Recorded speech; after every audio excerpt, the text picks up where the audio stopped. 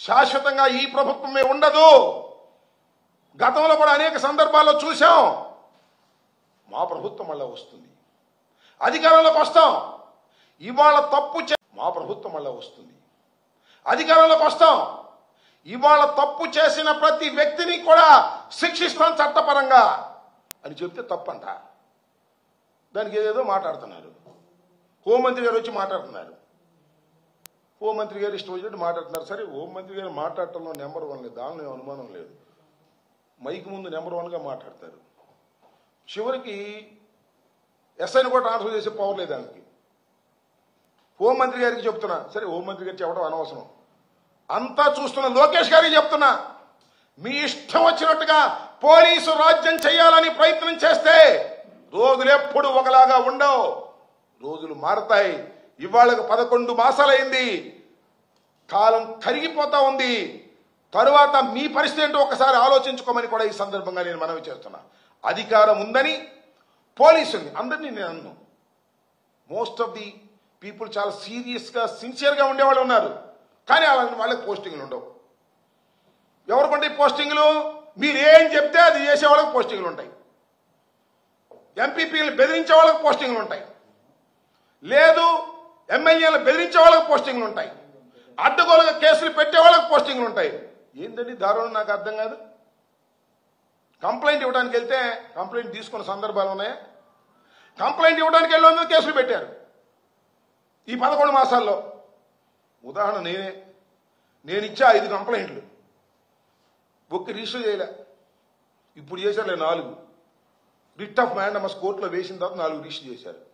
నేను వెళ్ళి అడిగా కోర్టుకు వెళ్ళక ముందు, ఎందుకు మీరు ఈ కేసు రిజిస్టర్ చేయలేదు అని అడిగా. బిఎల్ చదువుకున్న వ్యక్తిని, ప్రాక్టీస్ చేయకపోవచ్చు, మాజీ మంత్రిని, 2 పర్యాయాల శాసనసభ్యుడిగా ఉన్నటువంటి వ్యక్తిని పోలీస్ స్టేషన్ ముందుకు వెళ్ళి నేను ఇచ్చిన కంప్లైంట్ని ఎందుకు మీరు రిజిస్టర్ చేయలేదని అడిగితే నా మీద కేసు పెట్టారు. ఏం చెప్పాలి ఇంకా? ఇది ఏ రాజ్యం? ఇది పోలీసు రాజ్యం కదా? పోలీసులు తప్పు చేయటం లేదా? పోలీసులు ధర్మంగా వ్యవహరిస్తున్నారా? పోలీసులు చంద్రబాబు చెప్పినట్టు లోకేష్ చెప్పినట్టు చేస్తున్నారా లేదా?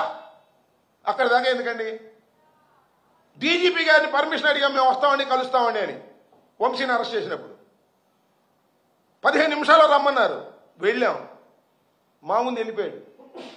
రికమెండేషన్ ఎవరికి ఇవ్వాలి అంటే ఏమో మాకు తెలియదండి అన్నారు. That is the situation in Andhra Pradesh.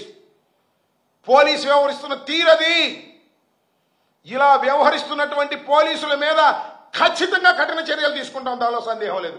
బట్టలు ఊడదీసి నిలబెడతాం మాకు అధికారం వచ్చిన రోజున, దానిలో ఏం సందేహం లేదే. లా అండ్ ఆర్డర్ని కాపాడవలసినటువంటి పోలీసు వ్యవస్థ లా అండ్ ఆర్డర్ని కాపాడుకోకుండా ఎవరి మోచేతి నీళ్ళలో తాగేటటువంటి పరిస్థితికి ఒక సెక్షన్ ఆఫ్ పోలీస్ యంత్రాంగం వచ్చినప్పుడు ఆ పోలీస్ యంత్రాంగాన్ని మర్చిపోతామా చెప్పండి అని అడుగుతా ఉన్నా.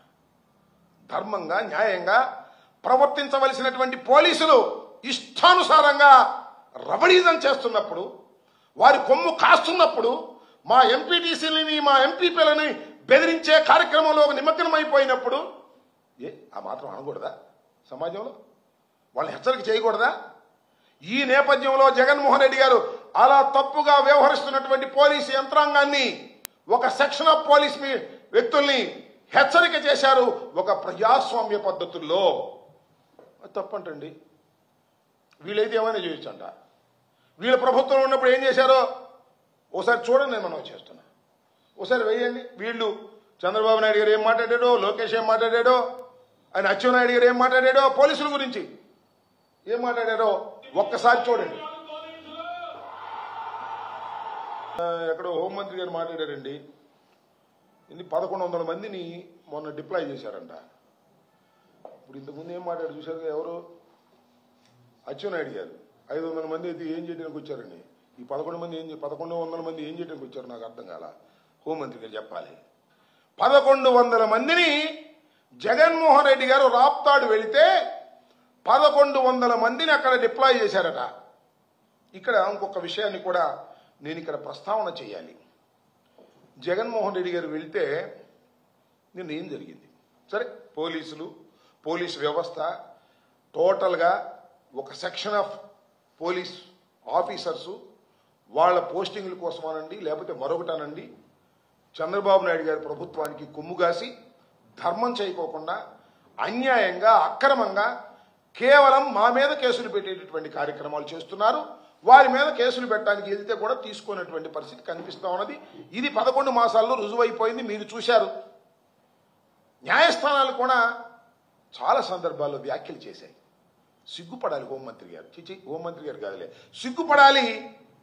హోంమంత్రిగా వ్యవహరిస్తున్నటువంటి డిఫాక్టో హోంమంత్రి మన లోకేష్ గారు. కోర్టు ఏమండి ఒక ఆయనంట ఏదో ఒక పోస్టింగ్ పెట్టాడని ఎక్స్టార్షన్ కేసు పెట్టారు. ఎక్స్టార్షన్, దోపిడీ, చివాట్లు పెట్టింది హైకోర్టు. సినిమాల్లో కూడా దోపిడీలు జరిగితే వాళ్ళ మీద కేసులు పెట్టేస్తారా?